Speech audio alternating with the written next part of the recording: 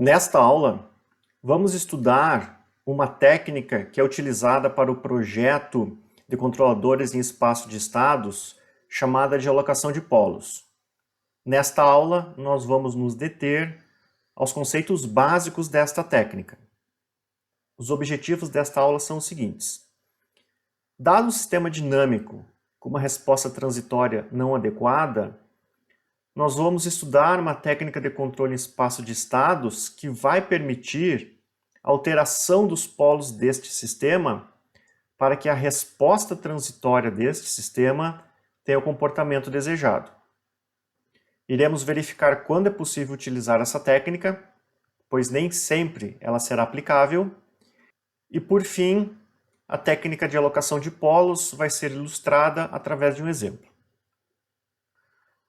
Para motivarmos o problema, vamos considerar esse sistema dinâmico que já trabalhamos em aulas anteriores. Nesse sistema, a variável de estado x1 é a tensão no capacitor, que também é a variável de saída do sistema, e a variável de estado x2 é a corrente no indutor. Obtivemos também essa representação em aulas anteriores, a partir da qual, substituindo os valores dos componentes, temos essa representação. Vamos analisar a resposta do sistema considerando a função forçante nula, ou seja, temos apenas a resposta devido às condições iniciais do sistema. Neste caso, a condição inicial do capacitor é 10 volts, enquanto a condição inicial da corrente no indutor é 0 amperes. Com isso, a representação do sistema toma essa forma, pois não temos mais a função forçante UDT associada a esta equação. Vamos agora calcular os autovalores da matriz A do sistema, que são os polos desse sistema. Para isso, poderemos utilizar o MATLAB ou Python para fazer esse cálculo. Os polos do sistema, que são os autovalores da matriz A, são menos 500, mais ou menos J 2533. A partir desses polos, podemos calcular o coeficiente de amortecimento e a frequência natural desse sistema. Como o coeficiente de amortecimento é um valor bastante baixo, é esperado que esse sistema se comporte com bastante oscilação. Ou seja, se aplicarmos uma entrada do tipo degrau, a tensão nesse capacitor vai ter bastante oscilação e um grande sobressinal. Da mesma forma, isso vai acontecer devido às condições iniciais do sistema no momento que fecharmos essa chave no instante t igual a 0. Para verificarmos essa questão, vamos resolver as equações de estado do sistema para determinarmos x1, já que x1 é a saída do sistema, considerando as condições iniciais do sistema. Como vimos na aula sobre resolução das equações de estado, a solução desse sistema é dada por essa expressão, onde precisamos da matriz E na AT para determinarmos a evolução dos estados x1 e x2, sendo que o estado x1 é a variável de saída, que é a tensão no capacitor. Resolvendo através do MATLAB ou do Python, nós temos este comportamento para a tensão do capacitor, onde verificamos que a tensão inicia em 10 volts, conforme a condição inicial, e ela tem grandes oscilações e converge para zero, visto que a energia armazenada no sistema vai ser dissipada no elemento resistivo do circuito.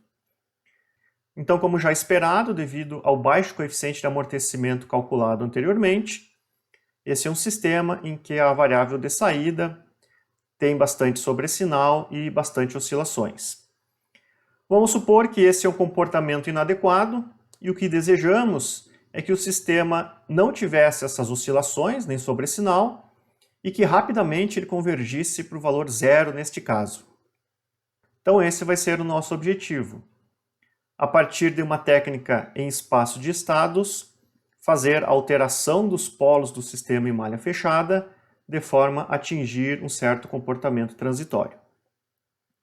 Para isso, vamos considerar um sistema representado em espaço de estados, que eu estou representando aqui de maneira gráfica, por diagrama de blocos. Observem que x ponto é ax mais bu. Então temos aqui x ponto. Se eu integrar x ponto, eu tenho o vetor x. A vezes x mais B vezes U é o nosso x ponto. Então, esta parte do diagrama de blocos descreve a equação número 1. A equação número 2 está descrita pelo restante do diagrama de blocos, onde a saída y é c vezes x mais d vezes u. Esta é a representação do sistema em malha aberta, pois a variável de saída y não está realimentada na entrada do sistema, assim como nenhum estado do sistema que contribui para a saída y, devido a essa relação aqui, também não está realimentado na entrada do sistema. Portanto, se declararmos um sistema em espaço de estados desta forma, em um software para simulação e aplicarmos um degrau, por exemplo, nós estamos simulando o sistema em malha aberta. Vamos supor agora que a entrada do meu sistema U vai ser definida desta forma, que vai ser a lei de controle que eu vou utilizar no sistema. Esta lei de controle, ou a entrada U do sistema, nada mais é do que uma combinação linear dos estados do meu sistema. Então temos aqui o vetor x e aqui um vetor de ganhos constantes que eu chamei de k. Substituindo a equação 3, que é a ação de controle, na entrada U da equação dinâmica do meu sistema, nós temos essa expressão, ax mais b vezes menos kx, que é a minha lei de controle. Fazendo a multiplicação e botando em evidência o vetor x, temos a menos bk, que multiplica x. Assim, em malha fechada, o sistema dinâmico tem essa descrição. Então, o que temos é esta representação em diagrama de blocos. Nós estamos medindo os estados, cada estado é ponderado por um fator, que são esses ganhos K1, K2 até Kn. O ganho K1 está associado ao estado x1, o ganho K2 ao estado x2 e assim por diante. E isto vai gerar a ação de controle que vamos injetar na entrada da planta. Portanto, temos aqui uma realimentação de estados. E por isso temos, então, um sistema em malha fechada, porque eu estou pegando os estados e realimentando na entrada do sistema. A solução da equação de estados 4 está dada aqui, onde a matriz de transição de estados incorpora a matriz A de malha fechada desse sistema, que passa a ser A menos BK. Com isso, a dinâmica da evolução desses estados vai depender dos autovalores da matriz A menos BK, que vão ser os polos do sistema em malha fechada. Então, se o sistema for controlável, vamos poder determinar um vetor de ganhos K de forma que os autovalores do sistema em malha fechada, ou seja, os autovalores de A menos BK, sejam os desejados para impor a resposta transitória que queremos. Agora, o que significa um sistema ser controlável? Um sistema é controlável no instante de tempo t0 se conseguirmos determinar uma ação de controle UDT não limitada, ou seja, ela pode atingir qualquer valor de amplitude, de forma que a gente consegue transferir todos os estados do sistema a partir de uma condição inicial para valores que nós definimos de maneira arbitrária, ou seja, conseguimos levar todos os estados para os valores que nós quisermos em um intervalo de tempo finito. Se isso não ocorrer, significa que não conseguimos uma ação de controle que, aplicada na entrada do sistema, leve os estados para onde nós queremos num tempo finito.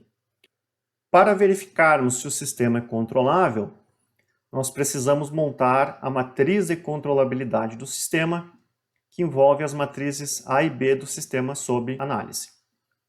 N é a dimensão do vetor x, ou seja, é o número de estados do sistema, e caso o posto desta matriz M seja N, ou seja, o mesmo número de estados, o sistema é dito controlável. O que é o posto da matriz M? O número de linhas ou de colunas linearmente independentes. A matriz M ter posto N significa dizer que essa matriz tem posto cheio. Como que nós verificamos se essa matriz tem posto cheio de uma maneira alternativa? Através do determinante desta matriz. Se o sistema tiver ao menos uma linha ou coluna linearmente dependente, nós não vamos ter mais posto cheio e o sistema não vai ser controlável.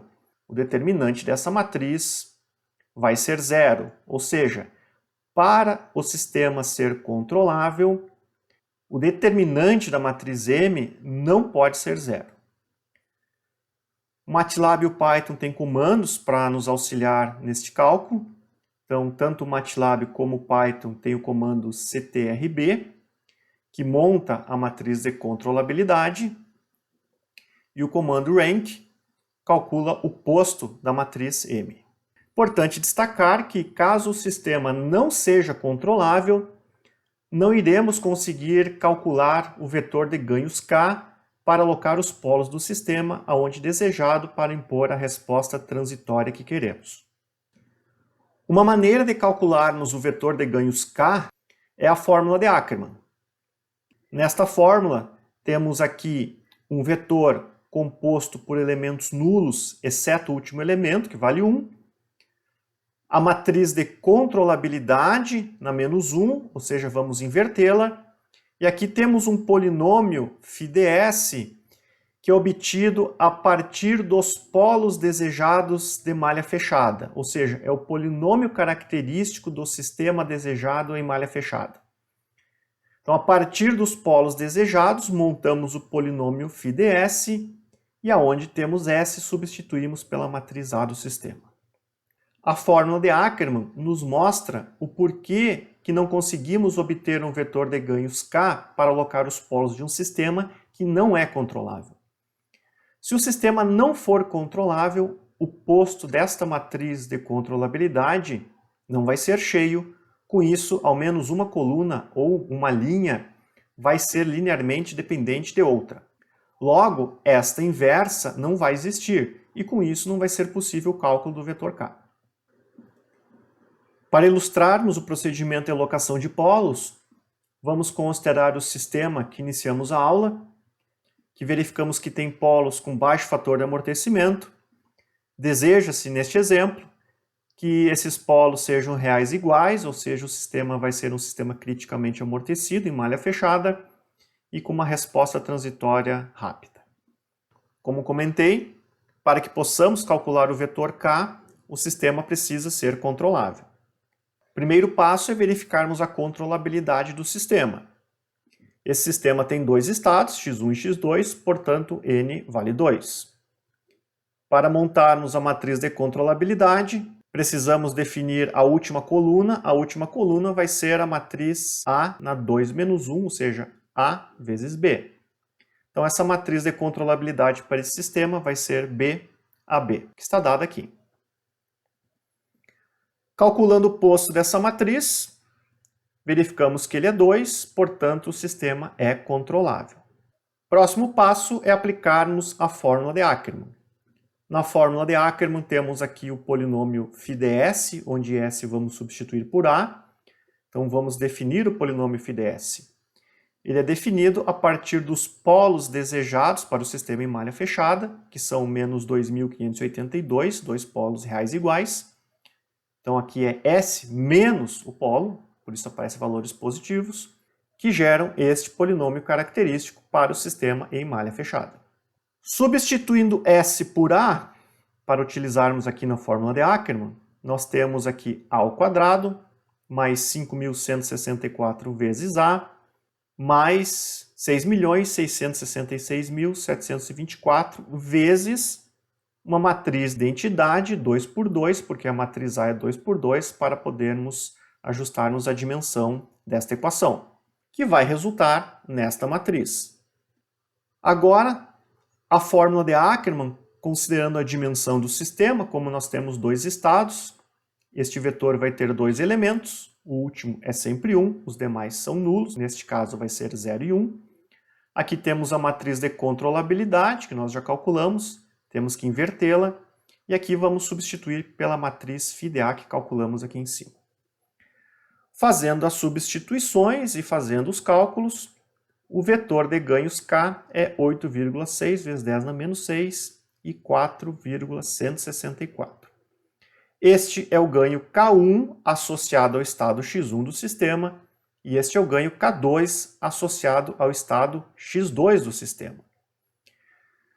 Tanto o MATLAB quanto o Python têm comandos para implementar a fórmula de Ackermann.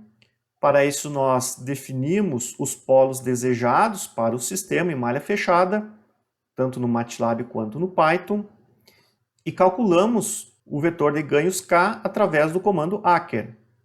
Este comando utiliza as matrizes A e B do sistema e os polos desejados em malha fechada. Vamos agora obter a representação do sistema em malha fechada a partir do vetor de ganhos K que calculamos. Então temos aqui a representação do sistema, onde esta fonte aqui representa a entrada do sistema. A lei de controle U é a realimentação dos estados. Então cada estado vai ser ponderado pelo seu respectivo ganho. E essa ação de controle deve ser aplicada na entrada da planta. Então, substituindo essa ação de controle na equação 6, temos esta representação. X ponto é igual a A menos BK vezes o vetor X. Realizando essas operações matemáticas, chegamos nessa representação para a equação dinâmica do sistema. Logo, em malha fechada, o sistema tem esta representação. Então, se formos simular o sistema, temos que utilizar esta representação matemática para o sistema em malha fechada. Calculando os autovalores para a matriz A do sistema em malha fechada, verificamos que eles são os valores desejados. Ou seja, o sistema é criticamente amortecido. Aqui temos a comparação entre as respostas devido às condições iniciais do sistema. O sistema em malha aberta, por ter polos com baixo fator de amortecimento, tem bastante sobressinal e oscilações. E o sistema obtido em malha fechada através da técnica de alocação de polos tem os polos desejados e o seu comportamento não exibe oscilações e rapidamente converge para zero. Na prática, o que isso significa? Vamos supor que a gente tenha esse circuito montado numa bancada. Para implementarmos a estratégia de alocação de polos, nós precisamos medir os estados do sistema. Então eu tenho que colocar um sensor para medir o estado X1, que é a tensão do capacitor, e um sensor para medir a corrente do indutor, que é o estado X2. Para facilitar a compreensão do conceito, vamos supor que ambos esses sensores tenham um ganho unitário. Assim, a saída desses sensores vão passar por amplificadores. E esses amplificadores vão ter os ganhos correspondentes aos elementos do vetor K que calculamos. O elemento K1 do vetor é o ganho associado à tensão do capacitor, que é o estado X1, e o ganho K2 desse amplificador é o elemento K2 do vetor K que calculamos, que está associado à corrente do indutor, que é o estado X2. Essas duas saídas têm que ser somadas com um sinal trocado devido àquele menos K que aparece na equação da ação de controle. E esta saída vem para uma fonte de tensão controlada por tensão. Logo, a entrada do sistema vai ser um valor de tensão proporcional a esta combinação linear dos estados do sistema. Para verificarmos se o ganho K que calculamos está correto, basta que calculemos os autovalores da matriz A do sistema em malha fechada. E como vimos, a matriz A em malha fechada é A menos BK. Assim, basta calcularmos o polinômio característico do sistema e resolvermos suas raízes. Então, fazendo as substituições, temos aqui o polinômio característico do sistema em malha fechada, que tem as raízes iguais aos polos desejados para este exemplo. Novamente, MATLAB ou Python são úteis para nos auxiliar nessa verificação, utilizando os comandos aig no MATLAB ou aigvals no Python. Aqui temos o script em MATLAB para calcularmos o vetor de ganhos K que foi apresentado durante a aula. Aqui eu declaro o sistema, calculo os autovalores do sistema, ou seja, os polos do sistema em malha aberta, monto a matriz de controlabilidade, verifico o seu posto. defino os polos desejados para o sistema em malha fechada e utilizo a fórmula de Ackermann para o cálculo do vetor K. Verifico os polos de malha fechada do sistema, defino o sistema em malha fechada para simulá-lo, defino as condições iniciais e aqui eu faço uma simulação para verificar a resposta do sistema devido às condições iniciais x0 do sistema. E por fim eu ploto essas respostas para comparação. Da mesma forma temos aqui o script em Python. Aqui a importação das bibliotecas, nem todas eu estou utilizando, mas como eu já comentei em aulas anteriores, fica para vocês irem se ambientando com estas. Declaro o sistema, calculo os autovalores do sistema em malha aberta, ou seja, seus polos de malha aberta, monto a matriz de controlabilidade, calculo o posto da matriz M, defino os polos desejados em malha fechada, utilizo a fórmula de Ackermann para o cálculo do vetor K, verifico os autovalores do sistema em malha fechada, declaro o sistema em malha fechada, declaro as condições iniciais do sistema para que possamos aqui simular o sistema devido às condições iniciais x0 que foram declaradas aqui em cima. Então temos aqui a resposta do sistema em malha aberta e em malha fechada e os gráficos para comparação. Nesta aula vimos então a técnica de alocação de polos, que é utilizada para, através de uma realimentação de estados, alocar os polos do sistema em malha fechada aonde desejados para impor o comportamento transitório almejado ao sistema. Porém, essa técnica só pode ser empregada caso o sistema seja controlável. Caso contrário, não poderemos calcular o vetor de ganhos K.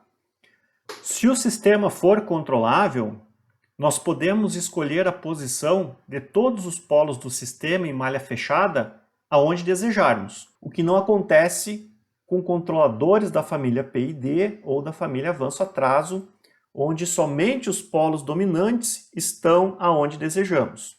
Então, essa técnica apresenta uma vantagem, porque nós vimos lá no projeto os controladores da família PID e de avanço e atraso, que se eu tenho um polo muito perto dos polos dominantes, ele vai impactar na resposta transitória do sistema. E aqui eu consigo alocar os polos do sistema em malha fechada aonde forem desejados, desde que o sistema seja controlável. Porém, pagamos um preço, que é a necessidade da medição de todos os estados do sistema.